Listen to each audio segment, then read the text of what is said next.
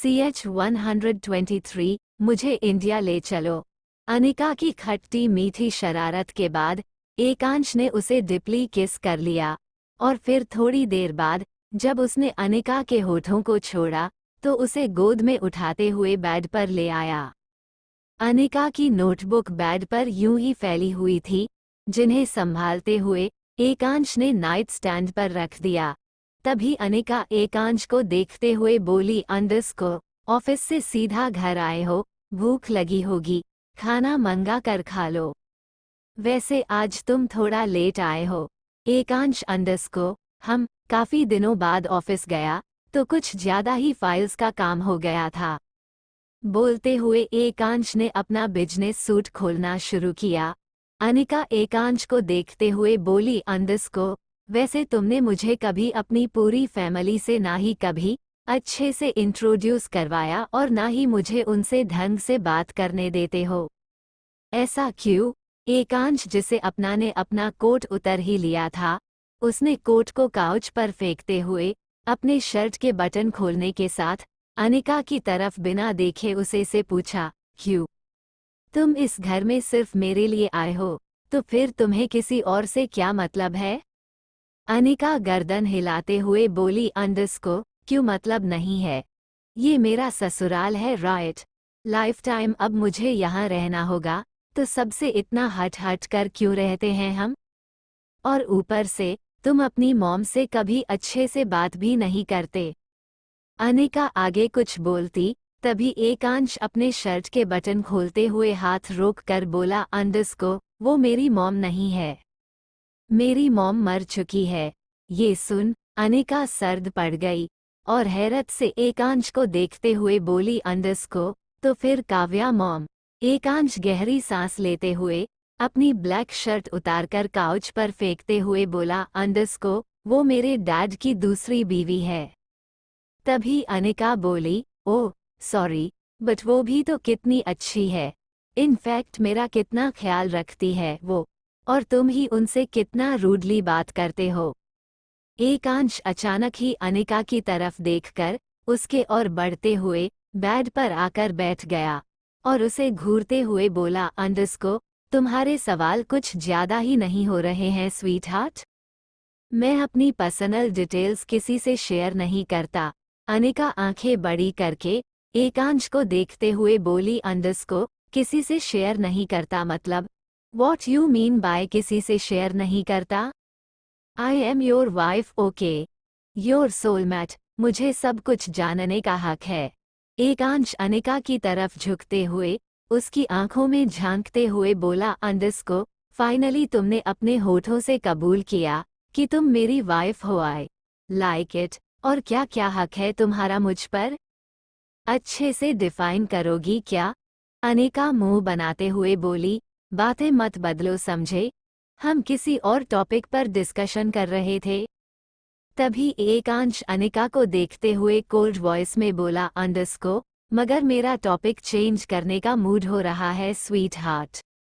अनिका अपने मुंह का सलाइवा गटकते हुए थोड़ा पीछे खिसक कर बोली, अंडरस्को परसों से मेरे एग्जाम्स है, अब मुझे भड़काने की कोशिश बिल्कुल मत करना समझे। वैसे ही तुम्हारी चक्कर में मेरी जिंदगी बिल्कुल झंड होकर रह गई है। ना पढ़ाई हो पा रही है और ना ही फ्यूचर आगे कुछ दिख रहा है। अब चलो जाओ, जल्दी से चेंज कर लो और खाना भी मंगवा लेना। तुम्हारे चक्कर में मैंने भी खाना नहीं खाया, सोचा मैंने कि तुम जब आओगे तो साथ में बैठकर खा लेंगे, तब तक पढ़ाई कर लेती हूँ। 2 बार मैंने काव्या मॉम को खाना खाने के लिए मना किया पता है।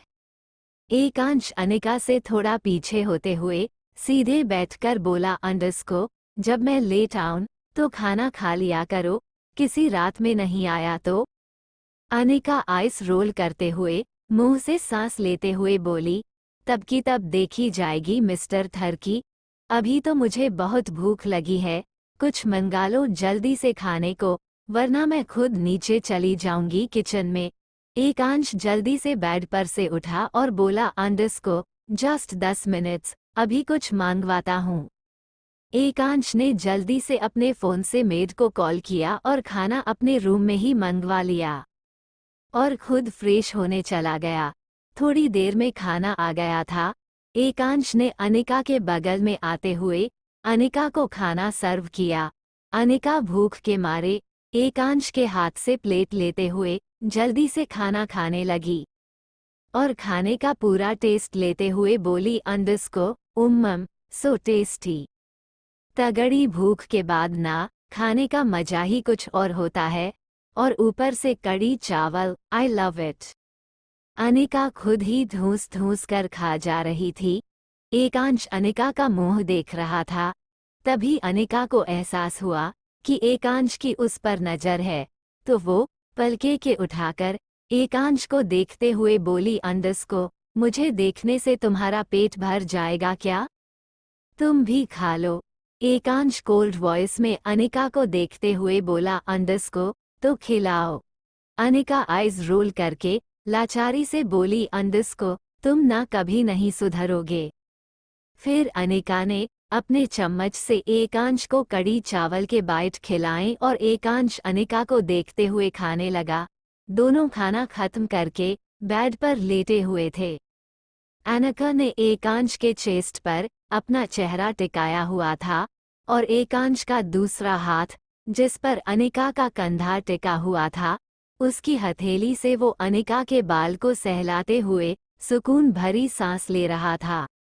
एकांश के न्यूड सीने पर अपने गाल को हल्का सा सहलाते हुए बोली, मिस्टर ठरकी कल मुझे कॉलेज जाना है। अनिका के बालों को सहलाते हुए बोला, अंडस्को हम पढ़ाई अच्छे से करो, पेपर भी दिलवाने ले चलूंगा। अनिका एकांश के सीने पर अपनी थोड़ी ठुडी टिकाते हुए उसकी तरफ चेहरा करके बोली, मुझे डर लग रहा है। एकांश अनिका की तरफ अपनी नज़र झुकते हुए बोला, किस बात से? अनिका एकांश से बोली, तुम्हें पता तो है इटली में जो कुछ भी हुआ, तुमने बताया कि वो तुम्हारे दुश्मन कर रहे थे।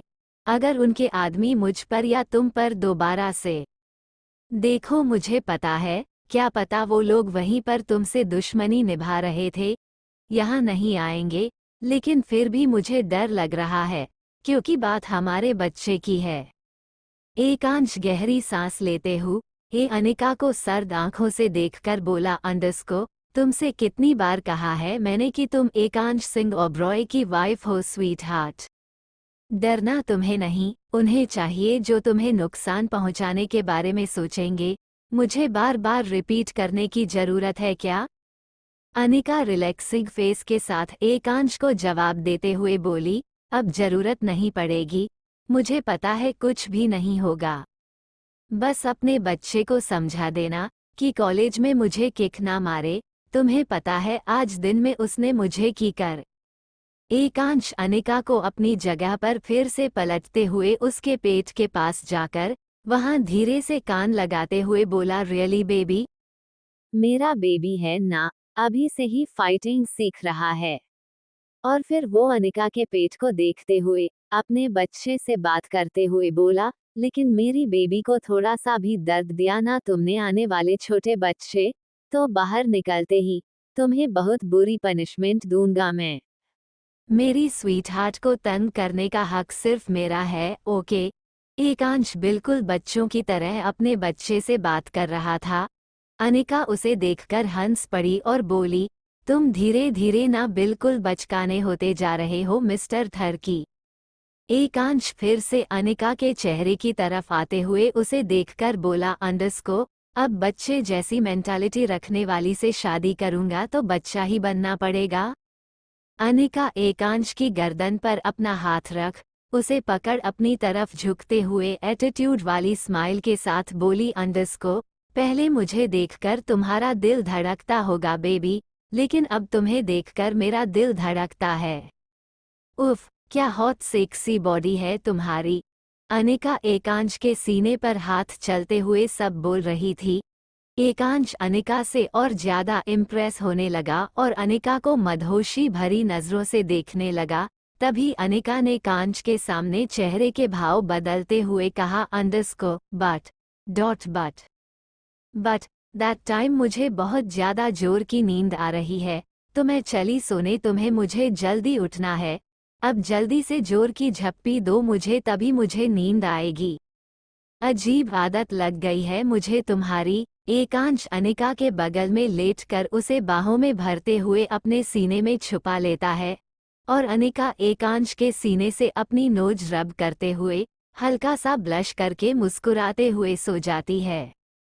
थोड़ी देर में अनिका सो गई थी।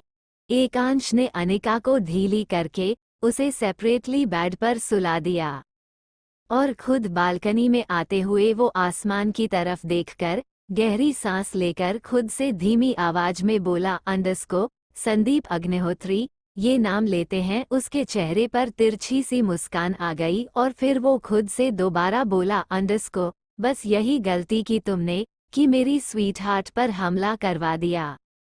माफ कर देता तुम्हें, बस तुम्हारे बिजनेस को बर्बाद करके छोड़ देता तुम्हें, लेकिन अब तो तुम्हें मरना पड़ेगा, वो भी मेरे हाथों। इतना बोल उसके चेहरे पर बड़ी सी शैतानी मुस्कान आ गई, जो कि किसी खतरे का आगाज थी। एकांश ने अपने लोअर की जेब से फोन निकाल और अपने एक आदमी को कॉल करते हुए उसे पूछने लगा, अंडरस्को, तुषार ने दूध पिया या नहीं? फोन पर जवाब आया, सर बस पीने ही वाला है, पता नहीं बेड पर बैठे बैठे क्या सोच रहा है, मैं एक बार जाकर उसे दोबारा बोलता हूँ। तभी एकांश उसे आदमी से दोबारा बोल, संदीप अग्निहोत्री पर भी थोड़ा ध्यान दो, बेचारा बहुत परेशान रहता है ईएसओ को बर्बाद करने के चक्कर में। फोन के दूसरे तरफ से आवाज आई, जी सर मैं समझ गया, आप चिंता मत करिए। और फिर एकांश ने कॉल कट कर दिया और लेटी हुई अनिका को देखते हुए गहरी सांस लेकर बोला, तुम्हारे चेहरे पर दर्द देखकर मुझे बिल्कुल अच्छा नहीं लगा स्वीट हार्ट, बिल्कुल अच्छा नहीं लगा। I hate your fear baby, I really hate. इधर जो ट्रीटमेंट बेड पर पड़ा हुआ था वह बेचैनी के साथ जोर से चिल्लाते हुए बोला, अंडरस्को mister Sandeep Agnihotri, where are you? Tushar की आवाज सुन संदीप तो नहीं आया, लेकिन उसका एक बॉडीगार्ड जरूर ट्रीटमेंट रूम के अंदर आ जाए, जिसने तुषार से पूछा, व्हाट हैपन सर? तुषार उसे बाउंसर से बेड पर पड़े पड़े चिल्लाते हुए बोला, अंडरस्को I want meet Sandeep Agnihotri now, जल्दी बुलाकर लाओ उन्हें वरना। वो बाउंसर इंग्लिश और इटालियन भाषा ही समझता था। उसने तुषार की प्रॉब्लम तो समझ ली, लेकिन उसकी धमकी समझ नहीं पाया। वो जल्दी से हाँ में सिर हिलाकर ट्रीटमेंट रूम से बाहर निकल गया। थोड़ी देर बाद संदीप अग्निहोत्री खुद तुषार के ट्रीटमेंट रूम के अंदर आया और तेजी से उसके पास आते हुए घबराहट भरे भाव से बोला, क्या हुआ बेटा, तुमने इतनी रात को मुझे क्यों बुलाया? तुषार संदीप अग्निहोत्री के चेहरे से अपनी नजरें फिरते हुए बोला, इस आदमी का आधा जला हुआ चेहरा देखकर मेरी नींद खराब हो जाएगी। तभी संदीप ने दोबारा कहा, बताओ बेटा क्या प्रॉब्लम है तुम्हें? तुषार ने एकदम से संदीप की तरफ देखते हुए गुस्से से कहा, मुझे रिया चाहिए। किसी भी हालत में पता लगाया कि नहीं तुम लोगों ने उसके बारे में? संदीप हकलाते हुए तुषार को जवाब देते हैं, मिल जाएगी बेटा, तुम्हें रिया भी मिल जाएगी, हमारे आदमी उसे ढूंढने की कोशिश कर रहे हैं, बस थोड़ा सा सब्र रखो। तुषार फिर से ट्रीटमेंट बेड पर अपने दोनों हाथ पटकते हुए चिल्लाकर बोला, अंडरस्को नहीं होता मुझे सब्र। रिया पहली और आखिरी लड़की है जिससे मैं प्यार करता हूँ। मैं चाहे जितना बुरा हूँ, जितना लालची हूँ, लेकिन मुझे रिया चाहिए। रिया मेरे लिए अलग तरीके का ऑब्सेशन है और तुमसे कुछ नहीं होता तो मुझे इंडिया भेजो। और हाँ, मुझे इंडिया जाना ही है। अब तो उस एकांश ओबरॉय से भी तो हिसाब लेना है मुझे। तुम्हें मेरी ज्यादा फिक्र है तो तुम भी चलो वहां पर, दोनों मिलकर इस बार बस एकांश का चैप्टर ही खत्म ही कर देंगे। आगे जारी है अनटाइटल्ड चैप्टर। डैम, तुम लोग कर क्या रहे हो? ईएसओ का सारा माल इंडोनेशिया तक पहुंचने ही वाला है। अगर कोई भी गड़बड़ हुई तुमसे तो फिर से हमारा प्लान अधूरा रह जाएगा। कुछ भी करके बस ईएसओ का माल अपने हाथ में लो। और अगर तुमने ऐसा नहीं किया और फिर से उसका ऑर्डर उसके क्लाइंट तक पहुंच गया तो तुम जानते हो एक एक को गोली से मार दूंगा, वो भी अपने हाथों से। संदीप अग्निहोत्री अपने कमरे में ग्लास वॉल से बाहर का आलीशान समुद्र का नजारा देखते हुए गुस्से से किसी से फोन पर बोल रहा था। फोन के दूसरे तरफ से आवाज आई, सर आप चिंता मत करिए, बहुत बड़ी चाल चल रहे हैं उसके आदमी, बहुत शातिर है, लेकिन हम भी कम नहीं, घेर घेर कर मारेंगे सबको और माल उड़ाकर उसके आदमियों को भी फंसा देंगे, उसके बाद वो ईएसओ जाने और उसके आदमी। संदीप अपने जले हुए चेहरे के साथ आईने की तरफ देखते हुए बोला, अंडरस्को, ठीक है, देखता हूँ तुम लोगों की बात में ही दम है या फिर काम भी ठीक तरीके से करोगे। मेरे खास आदमी लियो की जान ली है उसने, उसे भी तो पता चले। धीरे धीरे वो संदीप अग्निहोत्री को कितना गुस्सा दिलाते जा रहा है। संदीप ने कॉल कट कर दिया। फोन जेब में रखते हुए वो खुद से बोला, अंडरस्को, मेरे बेटे तुषार ने पहली बार कोई चीज मांगी है मुझसे और मैं उसे वो चीज लाकर नहीं दे सकता। वो लड़की पता नहीं कहाँ गायब हो गई है अचानक से, पता नहीं इंडिया गई है या कहीं और। अगर वो लड़की रिया मुझे नहीं मिली तो ठीक होने के बाद तुषार मुझे छोड़कर मुझसे दूर हो जाएगा। नहीं, ऐसा नहीं हो सकता। वो लड़की जहाँ भी है मुझे उसे ढूंढना होगा। संदीप थोड़ी देर बाद तुषार के रूम में पहुंचा, जहां तुषार को अभी व्हीलचेयर पर बैठाकर फ्रेश करवाकर उसे कमरे में दोबारा लाया गया था। तुषार अभी व्हीलचेयर पर ही बैठा था और जबरदस्ती उठने की कोशिश कर रहा था, लेकिन गोली लगे अभी सिर्फ 3 दिन ही हुए थे। भले ही गोली तुषार के पैर की हड्डियों पर नहीं लगी थी, लेकिन उसकी हालत ऐसी थी कि महीनों तक वो खड़े होने लायक नहीं था। तुषार जब उठ नहीं पा रहा था तो गुस्से से अपने पैर को देखकर बोला, अंडरस्को, आह डैम, मेरे पैर के बिल्कुल भी दम नहीं रहा। अभी मैं नहीं चल सकता, कब तक ठीक होऊंगा मैं। इन सब की वजह वो एकांश है, बचपन से वो मुझे बस हर्ट करता आया है। जिंदगी झंड कर दी है मेरी उसने, मुझ पर गोली चलवाई उसने और समुद्र में शिकवाया। एकांश ओबरॉय, औकात से बाहर का काम कर दिया है तुमने। अब देखो मैं क्या करता हूँ। आई एम कमिंग एकांश, जान से मार दूंगा तुम्हें। मेरी इस हालात के जिम्मेदार सिर्फ तुम हो और मैं अब तुम पर बिल्कुल दया नहीं करूंगा। तभी संदीप तुषार के कमरे के दरवाजे पर खड़े हुए। उन्होंने जब तुषार को इतने गुस्से में देखा तो उसके सामने आकर बोले, अंडरस्को, क्या कर रहे हो बेटा?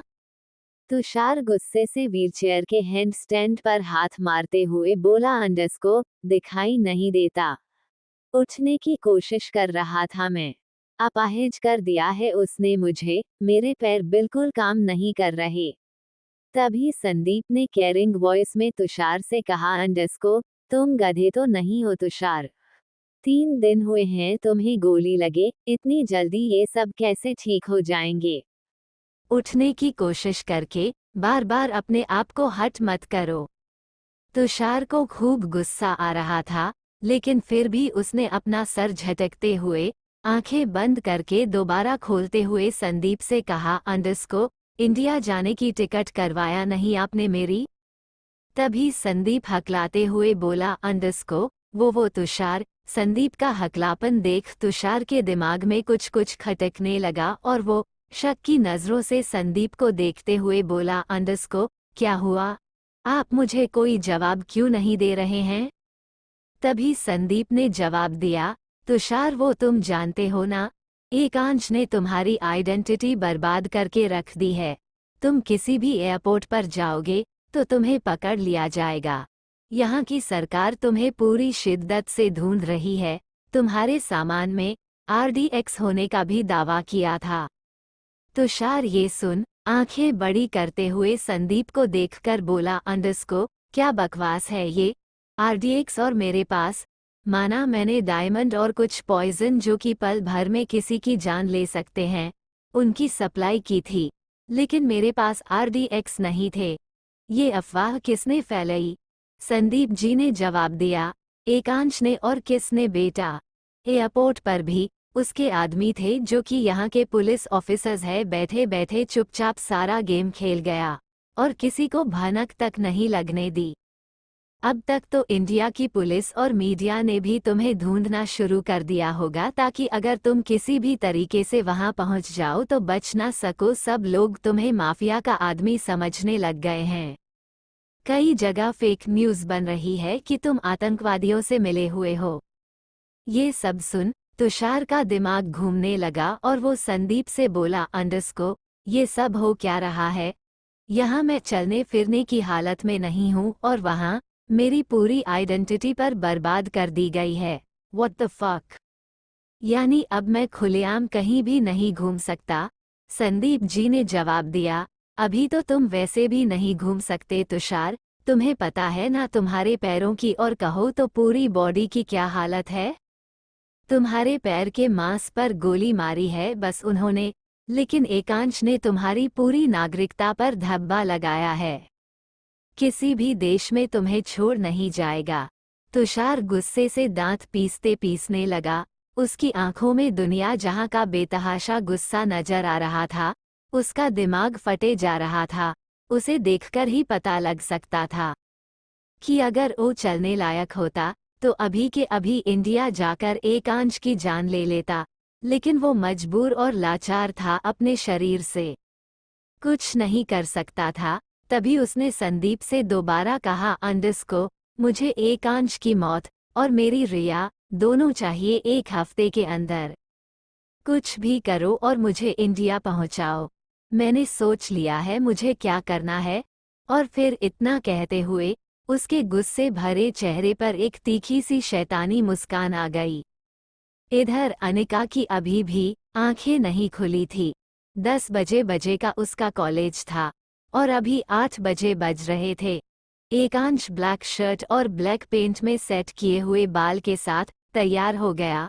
उसके शर्ट के ऊपरी 2 बटन हमेशा की तरह खुले हुए थे, जिससे उसके मस्कुलर चेस्ट का नज़ारा साफ साफ देखा जा सकता था।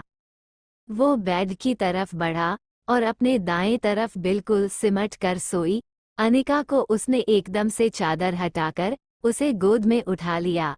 अनिका को जब महसूस हुआ कि वो किसी की बाहों में है तो उसने आंखें खोली। सामने उसने एकांश का चेहरा देखा तो उसकी आधी नींद भरी फेस पर प्यारी सी मुस्कान आ गई और वो अंगड़ाई लेते हुए एकांश से बोली, अंडरस्को, गुड मॉर्निंग मिस्टर थर्की। और फिर उसने एकांश के गर्दन के अगल बगल अपनी बाहें डाल ली। एकांश अनिका के चेहरे को देखकर जीरो एक्सप्रेशन वाले भाव के साथ बोला, अंडरस्को, good morning sweet heart, college नहीं जाना? अनिका एकांश से उबासी लेते हुए पूछती है, टाइम क्या हो गया है?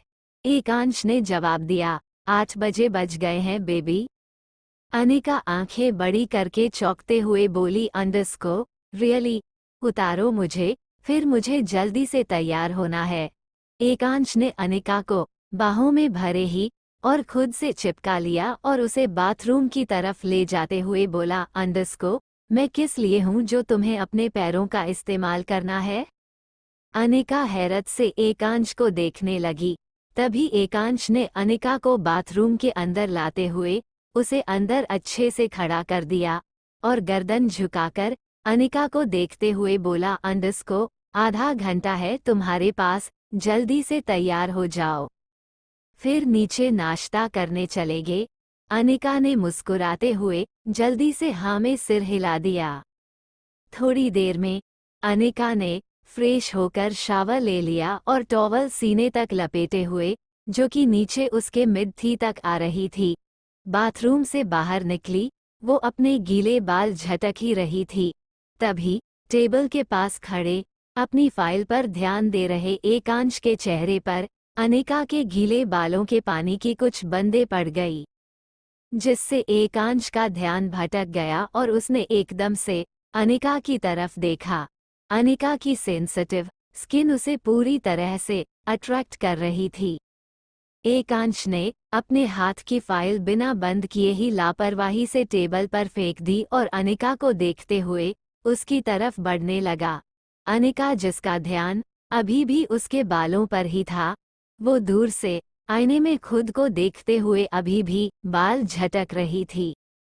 तभी अचानक से वो अपने राइट साइड पलट गई बिना अपनी मर्जी के। सामने उसने देखा एकांश ने उसे कमर से कसकर पकड़ रखा है और उसके चेहरे को पूरी इंटेंसिटी के साथ देख रहा है। अनिका हैरत से आंखें बड़ी करते हुए एकांश को देखकर बोली, अंडरस्को मिस्टर थर्की, व्हाट, ऐसे क्या देख रहे हो? मेरा टॉवल खुल जाएगा, हटो। एकांश गहरी सांस लेकर छोड़ते हुए अनिका को बारीकी से निहारते हुए बोला, अंडरस्को तो खुल जाने दो बेबी, मुझसे किस बात की शर्म? अनिका टॉवल ठीक से अपने सीने से चिपकाते हुए बोली, अंडरस्को सुबह सुबह पागल हो गए हो क्या? कॉलेज जाना है मुझे, कपड़े पहनने दो। एकांश अनिका के परेशान चेहरे को देखते हुए कोल्ड वॉइस में कहा, अंडरस्को ऐसे नहीं वाइफी, तुम्हारे इन खुले गीले बालों ने मेरा ध्यान भटका दिया। अब जल्दी से वो तुम क्या कहती हो? ये पुच्छी, गीली सी पुच्छी, oh damn, it's so irritating word. मुझे वेट किस दो, तब तक मैं तुम्हारे इन खूबसूरत बालों से खेलता हूँ। अनिका आंखें बड़ी करके एकांश को दिखाते हुए बोली, अंडरस्को मिस्टर थर्की प्लीज यार, अभी भी ना। एकांश अनिका के बालों की तरफ गर्दन टेढ़ी करके उसके बालों में उंगली फेरते हुए बोला, अंडरस्को बेबी, मन तो मेरा और भी बहुत कुछ करने को कर रहा है, बट मैंने तुमसे प्रॉमिस किया है कि तुम्हारी पढ़ाई में मैं तुम्हें सपोर्ट करूंगा। That's why I am controlling my self, but तुम तो बहुत लेजी होती जा रही हो। जल्दी से अपना टारगेट कंप्लीट करो, देन मैं तुम्हें कपड़े पहनाऊंगा। अनिका एक सांस लेकर छोड़ते हुए मन ही मन खुद से बोली, अंडरस्को अकदू कहीं का, पता नहीं पूरी लाइफ कैसे झेलूंगी इसे। शर्म नहीं आती बिल्कुल भी इसे तो। हाँ। और फिर अनिका ने अपनी एड़ियों को थोड़ा उचकाकर लंबे चौड़े एकांश की गर्दन में एक हाथ डाले उसे अपनी तरफ झुका लेती है और उसके होठों से अपने होठ जोड़ वो उसे आंखें बंद करके पैशनेट किस करने लगी। एकांश भी एक हाथ अनिका के बालों में उलझा रखा था और दूसरा हाथ उसका अनिका की कमर को सहला रहा था, जिससे अनिका काफी अच्छा महसूस कर रही थी। लगभग 10 मिनट्स बाद अनिका एकांश के होठों को छोड़ उससे दूर हुई और गहरी सांसें लेते हुए वो आंखें खोकर एकांश को देखने लगी। एकांश जिसके हार्ड चेहरे पर कोई भाव भले ही नहीं थे, मगर एक सैटिस्फैक्शन वाला सुकून जरूर था। अनिका को एकांश का उसे यूं ही देखते रहना अब अनकंफर्टेबल सा लगने लगा था। उसने एकांश से अपना चेहरा फेर दूसरी तरफ कर लिया और अपने होश संभालते हुए बोली, अंडरस्को अब मैं तैयार होने का रही हूँ। तभी एकांश खुद वार्डरोब की तरफ मुड़ा और उसने अनिका की एक प्यारी सी ड्रेस निकल ली और अनिका के सामने आके उसके दोनों हाथ अपने कंधे पर रखते हुए उसे ड्रेस पहनाने लगा। आगे जारी है। आपका दिन शुभ हो। दिल पुष्पनकाल।